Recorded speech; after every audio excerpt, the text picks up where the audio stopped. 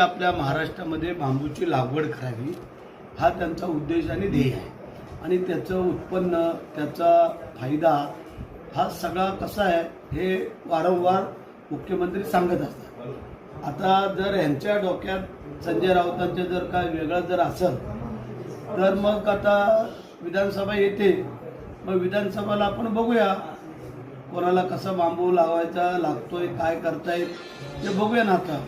आत्ताचा जो काय लोकसभेचा जे काय दावा करताय त्यांना सांगा तुमच्यात हिंमत होती का?